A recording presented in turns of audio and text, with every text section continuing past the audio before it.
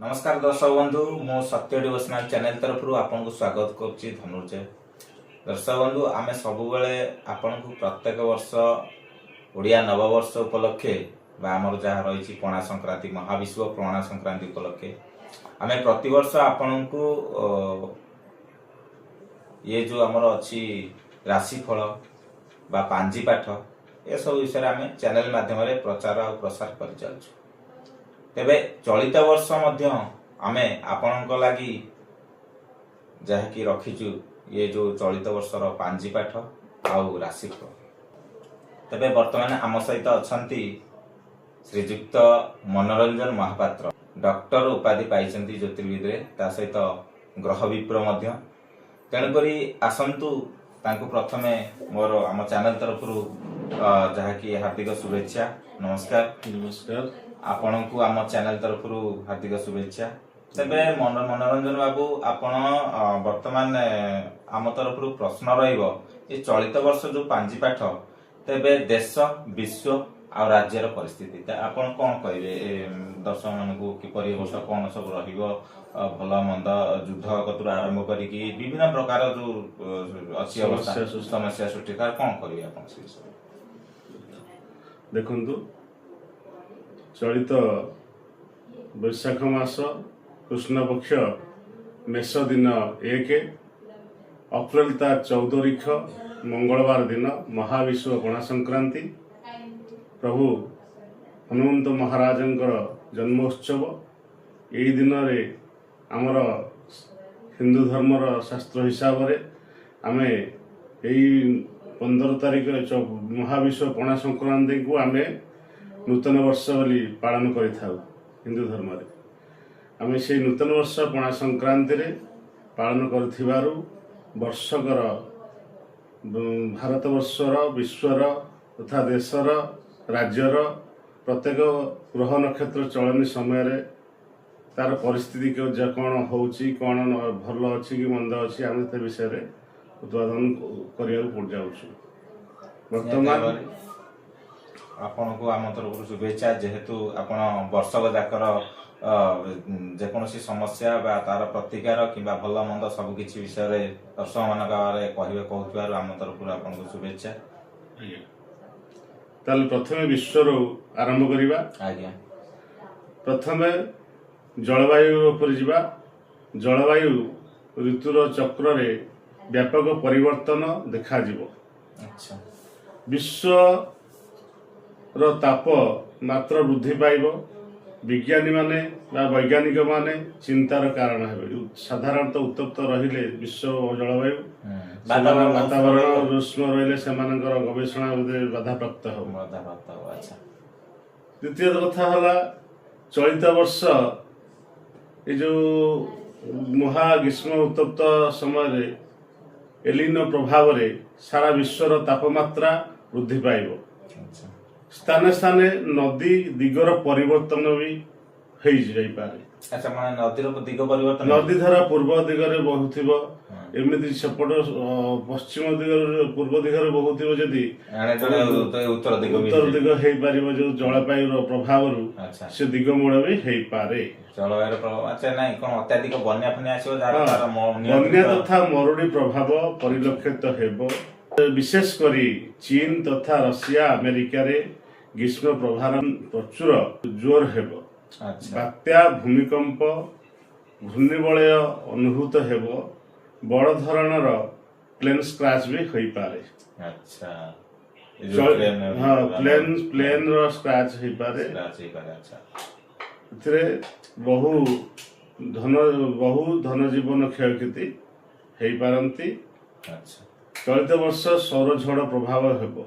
अच्छा उत्तर Asia Europe तथा पश्चिम राष्ट्र मानकरे भयंकर हिमपात तुषार झड़ द्वारा बहु पशु पक्षी धन जीवन क्षयक्षति बहु शक्तिशाली राष्ट्र सामरिक शक्ति वृद्धि तथा प्रदर्शन रे तत्पर हेबे। मुसलमान राष्ट्र मानकरे यूरोपीय राष्ट्र मानकर सीमारे ସାମରିକ ଉତ୍ତେଜନା ବୃଦ୍ଧି ପାଇବ। ଆଚ୍ଛା ମାନେ ଆମର ଯାହା କହିବାକୁ ଗଲେ ମୋଟ ଭାବରେ କହିବାକୁ ଗଲେ ଯୁଦ୍ଧ ପରିସ୍ଥିତି ଯାହା ଯୋଉ ଲାଗି ରହିଛି ମାନେ ତାଙ୍କ ଭିତରେ ଯୋଉ ଯିଏ ଯୋଉ କଳା କୌଶଳ ରଖିଛି ବା କିଏ କ୍ଷେପଣାସ୍ତ୍ର ରଖିଛି କିଏ ମିସାଇଲ ରଖିଛି କିଏ ତାଙ୍କ ଭିତରେ ସେ କଳା ପ୍ରଦର୍ଶନ କରିବାରେ ପୁରା ଲାଗି ପଡିବ କାହା ପାଖରେ କେତେ ଦମ ଅଛି କେତେ ଶକ୍ତି ଅଛି। ସତ ସେଇଆ ହିଁ ହଉଛି ବର୍ତ୍ତମାନ ଯେମିତି ବିଶ୍ୱରେ ଜନୈକ ପ୍ରତିଷ୍ଠିତ ବ୍ୟକ୍ତି ବିୟୋଗରେ ଶୋକ ବାତାବରଣ ସୃଷ୍ଟି ହେବ। ବିଶ୍ୱରେ ସେମିତି ଭଲ ନାମୀ ଲୋକ ଯାହାକି ଜଣେ ବିୟୋଗ ହେଇଯିବ, ସେ ବିୟୋଗରେ ଶୋକ ବାତାବରଣ ସୃଷ୍ଟି ହେବ। ଆରବ ତଥା ମୁସଲମାନଙ୍କ ରାଷ୍ଟ୍ରର ଧାର୍ମିକ ତଥା ସାମ୍ପ୍ରଦାୟିକ ହିଂସା ଉଗ୍ର ରୂପ ନେବ। ଇରାନ ଯୁଦ୍ଧ ହେଉଛି ମୁସଲମାନ ରାଷ୍ଟ୍ର ଇରାନ ଏବଂ ପାକିସ୍ତାନ ଶାସନ ପରିବର୍ତ୍ତନ ଘଟାଇବ। ଇସ୍ରାଏଲ ଏବଂ ଇରାନ ପାଲେଷ୍ଟାଇନ ଆଦି ରାଷ୍ଟ୍ରରେ ଯୁଦ୍ଧର ପରିସ୍ଥିତି ଲାଗି ରହିବ। ଲାଗିଛି। ଆଫ୍ରିକା ରାଷ୍ଟ୍ର ତୁର୍କୀ ପାକିସ୍ତାନ ଆଦି ରାଷ୍ଟ୍ରରେ ଆର୍ଥିକ ତଥା ରାଜନୀତିରେ ଅସ୍ଥିରତା ବୃଦ୍ଧି ପାଇବ। ଉତ୍ତର ତଥା ପଶ୍ଚିମ ରାଷ୍ଟ୍ରରେ ଅଶାନ୍ତି ଅରାଜକତା ବୃଦ୍ଧି ପାଇବ। ଜନବିକ୍ଷୋଭ ତଥା ଜନତାଙ୍କର ଦେଶରୁ ପଳାୟନ ପରି ସ୍ଥିତି ସୃଷ୍ଟି ହେବ। ଯୋଉ ଯୁଦ୍ଧ ପରିସ୍ଥିତି ହେବ ଯାହା ଫଳରେ ସେଠି ଜନସାଧାରଣ ଲୋକମାନେ ରହିପାରିବେନି, ଦେଶ ଛାଡିକି ଯୁଆଡେ ପଳାୟନ ହେଇକି ବର୍ତ୍ତମାନ ଆମ ଭାରତ ଲୋକ ଯେମିତି ପଳେଇ ଆସିଛନ୍ତି ଦୁବାଇ ଫୁବାଇ ପଳେଇ ଆସୁଛନ୍ତି ଆମ ଦେଶକୁ, ସେଇଭଳି ସୃଷ୍ଟି ହେବ। ସେଇଭଳିଆ ପରିସ୍ଥିତି ପଳାୟନ ବର୍ତ୍ତମାନ ଯେଉଁ ଯୁଦ୍ଧ ଚାଲିଛି ସେଥିରେ ଭାରତର ଏବେ ଯୋଉ ଯୁଦ୍ଧ ଚାଲିଛି ଇରାନ ଇରାକ ଏ ଯୋଉ ଯୁଦ୍ଧ ଆମର ଚାଲିଛି, ଇରାନ ସହିତ ଆମେରିକା ଯୁଦ୍ଧ ଚାଲିଛି, ସେ ଯୁଦ୍ଧରେ ମଧ୍ୟସ୍ଥି ଆମର ଭାରତର ପ୍ରଧାନମନ୍ତ୍ରୀ ଦାୟିତ୍ୱ ନେବେ।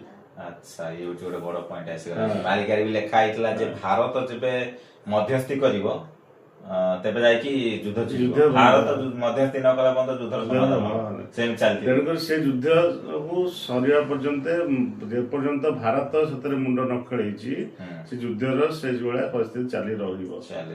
ତାହେଲେ ଏ ବର୍ଷ କିନ୍ତୁ ଲେଖା ହେଇଛି ଯେ ଭାରତ ଯୁଦ୍ଧରେ ମଧ୍ୟସ୍ଥି କରିବ, ପ୍ରଧାନମନ୍ତ୍ରୀ କଲା ପରେ ବିଶ୍ୱର ଆମର ମୁଖ୍ୟମନ୍ତ୍ରୀ ବା ଭାରତ ପ୍ରଧାନମନ୍ତ୍ରୀ ବିଶ୍ୱର ବଡ ନେତା ବୋଲି ସେ ବି ଗଣନା ହେବେ। ତାଙ୍କୁ ବହୁତ ବଡ ସମ୍ମାନ ମିଳିବ। ଯାହା ହଉ ଗୋଟେ ବହୁତ ଖୁସିର ଖବର ଯେ ମାନ୍ୟବର ପ୍ରଧାନମନ୍ତ୍ରୀ ଯାହାକି ନରେନ୍ଦ୍ର ମୋଦି ବିଶ୍ୱର ଯାହାକି ଏ ପରିସ୍ଥିତିରେ ନିହାତି ଭାବରେ ଗୋଟେ ବଡ ପଦବୀ ପାଇବାକୁ ଯାଉଛନ୍ତି, ତା ସହିତ ସମ୍ମାନିତ ହେବାକୁ ଯାଉଛନ୍ତି। ଏ ବର୍ଷ ସେ ସୁଯୋଗ ମାନେ ରହିଛି, ଆଗକୁ ଅଛି ଯାହା ପାଞ୍ଜି କହୁଛି ଆମେ ମନକୁ କହୁନେ, ଯାହା ଗଣନା ହିସାବରେ ଆମର ଲେଖା ହେଇଛି ସେ ବିଷୟରେ କହୁଛୁ। ଠିକ ଅଛି। ତାପରେ ଭାରତର ଏ ବର୍ଷ ଭାରତର ପରିସ୍ଥିତି ବିଶ୍ୱରେ ଶୁଣିଲେ ଦେଶର ଶୁଣିବେ। ଚଳିତ 2026 ମସିହା ଦେଶବାସୀ ସୁଖୀ ହେବେ। ଶସ୍ୟ ଫସଲ ଉତ୍ପାଦନ ଉତ୍ତମ ହେବ। କେନ୍ଦ୍ର ଏବଂ ରାଜ୍ୟରେ ଅନେକ ଜନହିତ ଯୋଜନା ପ୍ରଣୟନ କରିବେ।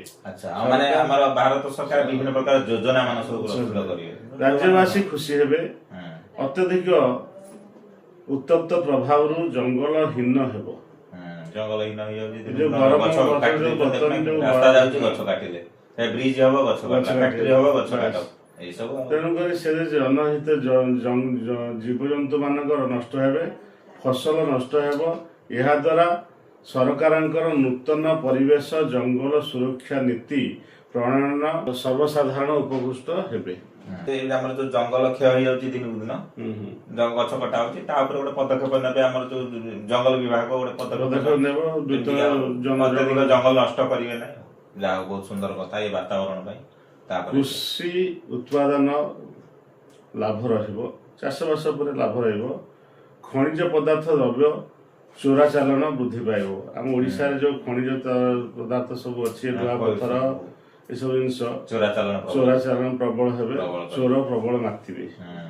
ତାପରେ ଜୁନ ଜୁଲାଇ ଅକ୍ଟୋବର ଡିସେମ୍ବର ମଧ୍ୟରେ ପ୍ରାକୃତିକ ବିପର୍ଯ୍ୟୟ ସାମୁଦ୍ରିକ ଝଡ଼ ଭୂମିକମ୍ପ ଦେଖାଦେବ। ଓଡ଼ିଶାର ବିଶିଷ୍ଟ ଜନପ୍ରିୟ ନେତା ବିୟୋଗରେ ଦେଶରେ ଶୋକ ଛାୟା ଦେଖାଦେବ।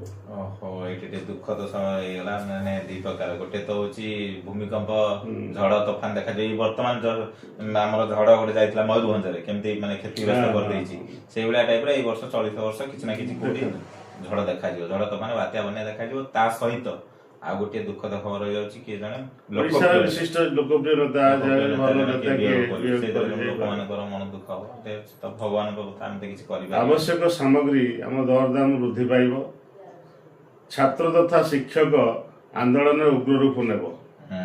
ଛାତ୍ରଛାତ୍ରୀ ମାନେ ଯୋଉ ଆନ୍ଦୋଳନ କରୁଛନ୍ତି, ଯୋଉ ଆନ୍ଦୋଳନ ଶିକ୍ଷକ ଆନ୍ଦୋଳନ କରୁଛନ୍ତି, ତାର ଆହୁରି ଅତ୍ୟଧିକ ଉଗ୍ର ରୂପ ନେବା, ଆହୁରି ଅତ୍ୟଧିକ ଡେଲି କିଛି ନା କିଛି ଆନ୍ଦୋଳନ ଦେଖିବାକୁ ମିଳିବ। ପରିବହନ ନୀତି ବିରୋଧରେ ଯାନବାହନ ବିକ୍ଷୋଭ ଆନ୍ଦୋଳନ ସରକାର ଚିନ୍ତାର କାରଣ ହେବ।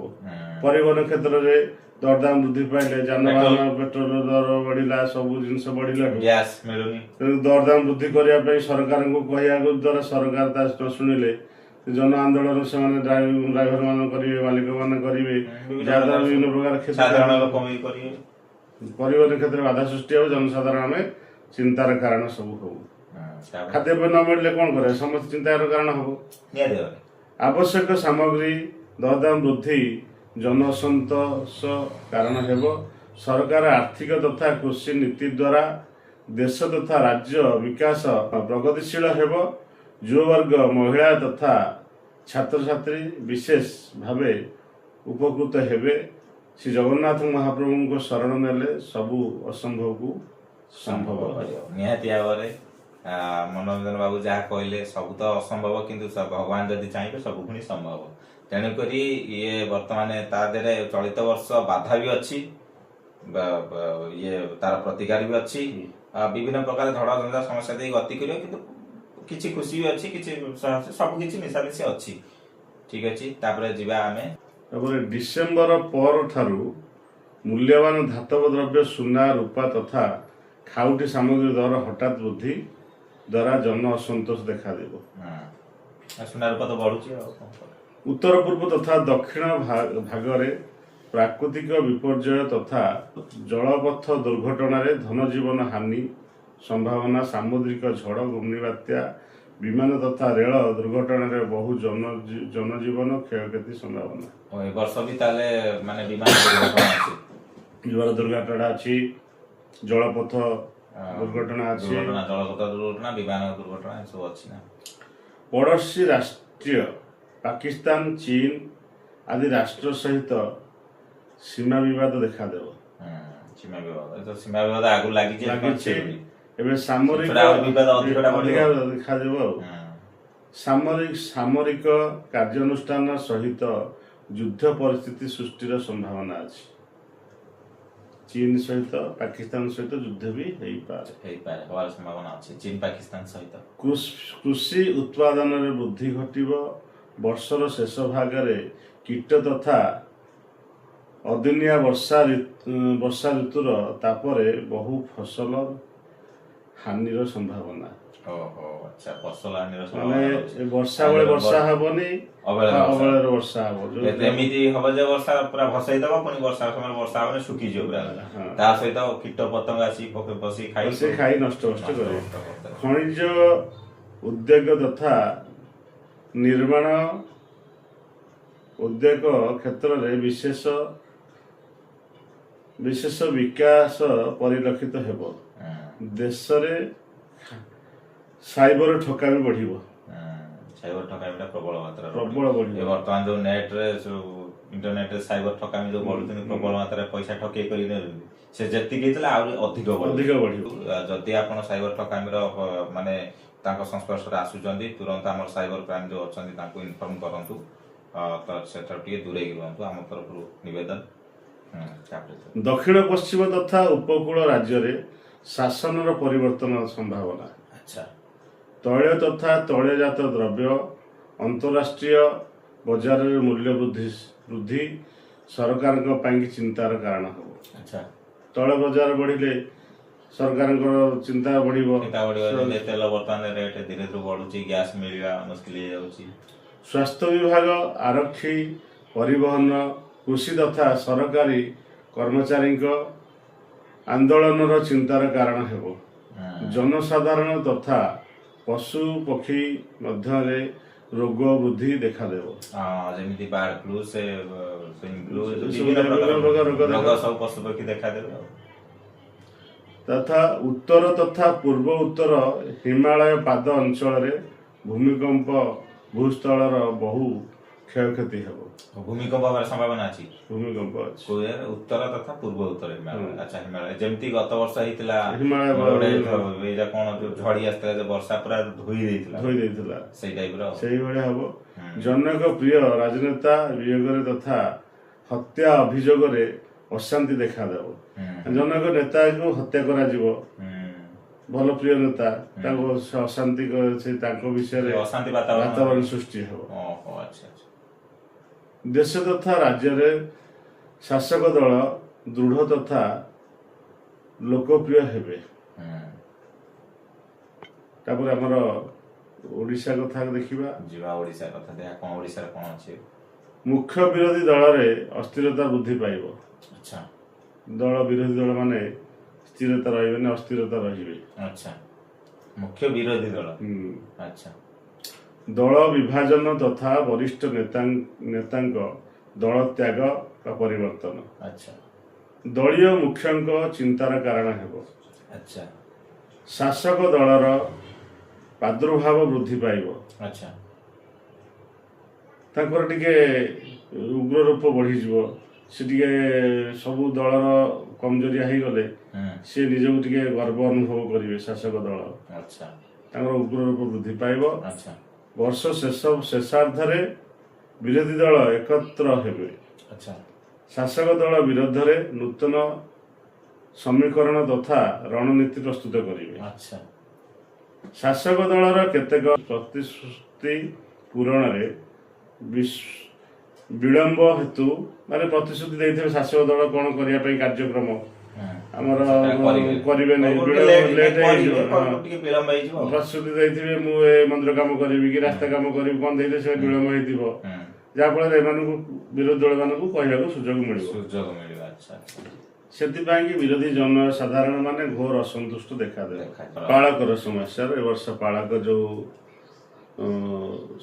ଫସଲ କେମିତି ସବୁ ଯୋଉ ଗ୍ରୀଷ୍ମ ଆମର ପ୍ରଭାବରେ ଯୋଉ ବର୍ଷାର ପାଳକ, ପବନର ପାଳକ ଆଉ ଫଳ ଗତିବିଧି କେମିତି ଅଛି, ଯାହା ପରିବର୍ତ୍ତନରେ ଜଳବାୟୁ ପରିବର୍ତ୍ତନରେ କଣ କଣ ବର୍ତ୍ତମାନ ଶାଗ ଯେମିତି ବ୍ରାହ୍ମଣୀ, ପୁରୁଣି ଆଉ ରୀତି, କୋଶଳା, ପାଳଙ୍ଗ, ମଦରଙ୍ଗା, ମେଥି, ମାଛ,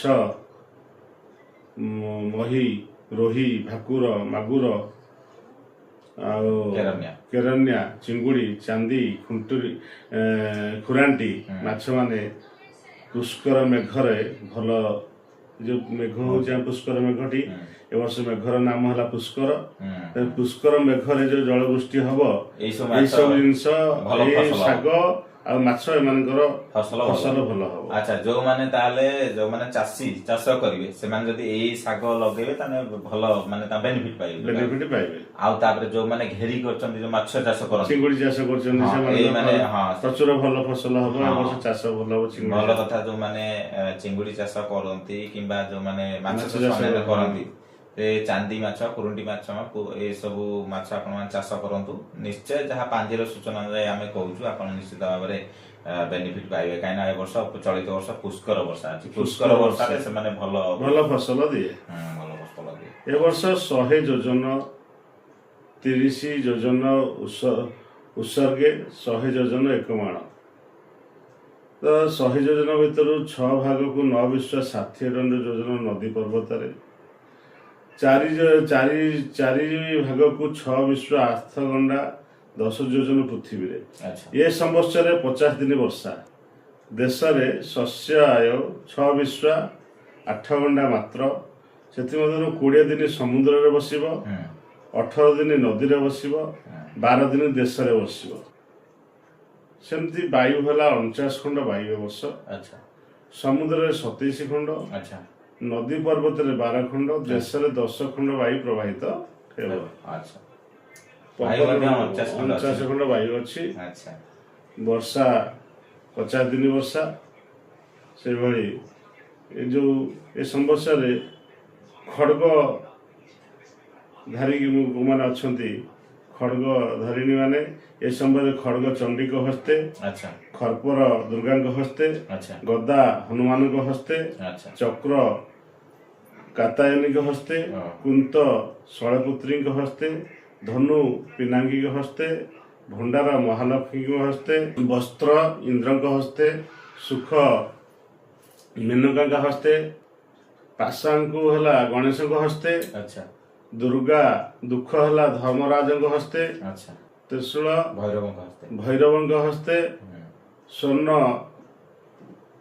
ମନୀଷାଙ୍କ ହସ୍ତେ, ହୁଁ, ଔଷଧ ଗରୁଣଙ୍କ ହସ୍ତେ, ସ୍ନେହ କାଳୀଙ୍କ ହସ୍ତେ, ଶାନ୍ତି ସଚିଙ୍କ ହସ୍ତେ, ଆଚ୍ଛା ପ୍ରେମ ମଙ୍ଗଳାଙ୍କ ହସ୍ତେ, ଆଚ୍ଛା ଦଣ୍ଡ ଯମଙ୍କ ହସ୍ତେ, ନ୍ୟାୟ ଇନ୍ଦ୍ରଙ୍କ ହସ୍ତେ, ଆଉ ଅଡ଼ା ହେଲା ବ୍ରାହ୍ମଣୀଙ୍କ ହସ୍ତେ। ଆଚ୍ଛା ବର୍ଷ ଆରମ୍ଭରୁ ଶେଷ ପର୍ଯ୍ୟନ୍ତ ହନୁମାନ ଲାଙ୍ଗୁଡ଼ରେ ନିଆଁ ଅବସ୍ଥାନ କରିବେ। ଆଚ୍ଛା ଲାଙ୍ଗୁଡ଼ରେ ନିଆଁ ଅବସ୍ଥାନ କଲେ କଣ?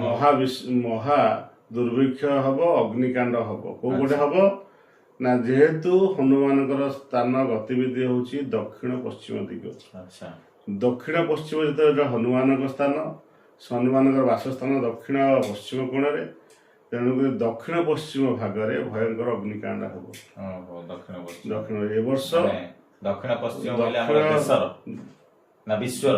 ବିଶ୍ୱର ଦେଶର ଆମର ଭାରତର ସବୁ ହନୁମାନ ଦକ୍ଷିଣ ବସିଥିବେ। ବିଶ୍ୱର ହେଲେ ଦକ୍ଷିଣ ପଶ୍ଚିମ ହବ, ଆଚ୍ଛା ଓଡ଼ିଶାର ଦକ୍ଷିଣ ପଶ୍ଚିମ ହବ, ଓହୋ ଆଚ୍ଛା ଭାରତର ଦକ୍ଷିଣ ପଶ୍ଚିମ ହବ, ଆଚ୍ଛା ବିଶ୍ୱର ବି ଦକ୍ଷିଣ ଦକ୍ଷିଣ ପଶ୍ଚିମ ଦକ୍ଷିଣ ସେଇପଟରେ ସବୁବେଳେ ଅଗ୍ନିକାଣ୍ଡ ସବୁ ହୁଏ। ଅଗ୍ନିକାଣ୍ଡ ଘଟେ। ହନୁମାନ ସାରା ବ୍ରହ୍ମାଣ୍ଡ ଚାରିଆଡେ ଠାକୁର ବୁଲି ବୁଲି ବୁଲି ଚାରି ନିଆଁ କିନ୍ତୁ ସେ ସବୁବେଳେ ରହିବାକୁ ପାଆନ୍ତି ଦକ୍ଷିଣ ପଶ୍ଚିମ ଦିଗରେ। ସେଥିପାଇଁ କି ଦକ୍ଷିଣ ପଟରେ ଆମର ହନୁମାନଙ୍କ ପତାକା ଟାଙ୍ଗନ୍ତି, କାହିଁକି ଦକ୍ଷିଣ ପଶ୍ଚିମରେ, ହଁ। ଏଇଥିପାଇଁ କି ହନୁମାନ ସ୍ଥାନ ବୋଲି ଟାଙ୍ଗନ୍ତି। ଟାଙ୍ଗନ୍ତି, ତେଣୁ ସେଇପଟରେ ଭୟଙ୍କର ଅଗ୍ନିକାଣ୍ଡ ହବ, ଯାହାଫଳରେ ବହୁ ଧନଜୀବନ କ୍ଷୟକ୍ଷତି ହବ, ପ୍ରଚଣ୍ଡ ଗରମ ହବ।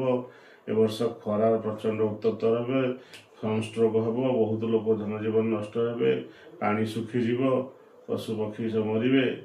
ଏସବୁ ବହୁତ ଅଛି, ପ୍ରବଳ ଆଚ୍ଛା ଖରାର ଉତ୍ତମ ବିଭୀଷିକା ଏ ବର୍ଷ ଦେଖାଦେବାର ସମ୍ଭାବନା ଦେଖାଦେବାର ଅଛି। ଆଚ୍ଛା ତେବେ ଦର୍ଶକ ବନ୍ଧୁ, ଆପଣ ତ ଶୁଣିଲେ, ଆମ ସାଙ୍ଗରେ ସହିତ ଥିଲେ ମନୋରଞ୍ଜନ ମହାପାତ୍ର, ଯାହାକି ବିଶେଷ ଡକ୍ଟର ଉପାଧି ପାଇଛନ୍ତି ଆମର ଜ୍ୟୋତିର୍ବିଦରେ, ତା ସହିତ ଗ୍ରହ ବିପ୍ର ମଧ୍ୟ। ତେଣୁ ଇଏ ଥିଲା ଚଳିତ ବର୍ଷର ପାଞ୍ଜି ପାଠ। ଖୁବ ସୁନ୍ଦର ଭାବରେ ଆପଣମାନଙ୍କୁ ବୁଝେଇଦେଲେ ଚଳିତ ବର୍ଷ ଆୟ ବ୍ୟୟ କେମିତି କଣ ରହିଛି, ଦେଶ ବିଶ୍ୱ ଆଉ ରାଜ୍ୟର ପରିସ୍ଥିତି କଣ ରହିଛି, ରାଜନୀତି କତରୁ ଆରମ୍ଭ କରିକି ଅର୍ଥନୀତି ପର୍ଯ୍ୟନ୍ତ, ଆଉ ଖାଉଟି ଦ୍ରବ୍ୟ କତରୁ ଆରମ୍ଭ କରିକି କୃଷକ ରୋଜଗାର ପର୍ଯ୍ୟନ୍ତ, ବିଭିନ୍ନ ପ୍ରକାର ବ୍ୟବସାୟ କତରୁ ଆରମ୍ଭ କରିକି ଶିକ୍ଷା ପର୍ଯ୍ୟନ୍ତ ସବୁ ଜିନିଷ ଗୋଟି ଗୋଟି କରି ସୁନ୍ଦର ଭାବରେ ବୁଝେଇଦେଲେ। ତେଣୁକରି ଆପଣମାନେ ନିଶ୍ଚିତ ଭାବରେ ଆମ ଚ୍ୟାନେଲକୁ ଯୋଉ ଦେଖୁଛନ୍ତି ତା ଦେହରେ ଆପଣ ଜାଣନ୍ତୁ, ବୁଝନ୍ତୁ। ଯଦି ତା ଭିତରେ କୌଣସି ଆପଣଙ୍କୁ ସନ୍ଦେହ ଲାଗିଲା କିମ୍ବା କୌଣସି ଜିନିଷ ବୁଝି ନ ପାଇଲେ ଦ୍ୱିତୀୟ ଥର ଦେଖନ୍ତୁ, କିମ୍ବା ଯଦି ଆପଣ କିଛି ଆଉ କିଛି ଅଧିକା ଜାଣିବା ପାଇଁ ଚାହୁଁଛନ୍ତି ନିଜ ବିଷୟରେ, ଆମ ପାଖରେ ବସିଛନ୍ତି ଆମର ମନୋରଞ୍ଜନ ବାବୁ, ତାଙ୍କୁ ମଧ୍ୟ ଆପଣ ସିଧାସଳଖ ଯୋଗାଯୋଗ କରିପାରିବେ। ଆମର ସ୍କ୍ରିନରେ ତଳେ ଯୋଉ ନମ୍ବର ଦିଆହେଇଛି ସେ ନମ୍ବର ମାଧ୍ୟମରେ ତାଙ୍କୁ ଯୋଗାଯୋଗ କରିପାରିବେ। ତେଣୁକରି ଆଜିର ଏପିସୋଡକୁ ଆମେ ଏତିକିରେ ରଖିକି ରହିଲୁ। ତେଣୁକରି ଆପଣମାନଙ୍କୁ ଯଦି ଆମ ଚ୍ୟାନେଲ ର ଭିଡିଓ ଯଦି ଭଲ ଲାଗିଛି, ଲାଇକ୍ କରନ୍ତୁ, ସେୟାର କରନ୍ତୁ, ସବସ୍କ୍ରାଇବ ମଧ୍ୟ କରନ୍ତୁ, ଆଉ ଆମ ସହିତ ଏମିତି ଯୋଡ଼ି ରହିଥାନ୍ତୁ। ରହିଲୁ, ନମସ୍କାର, ଜୟ ଜଗନ୍ନାଥ, ଜୟ ଜଗନ୍ନାଥ, ଜୟ ଭାସ୍କର, ଜୟ ମା।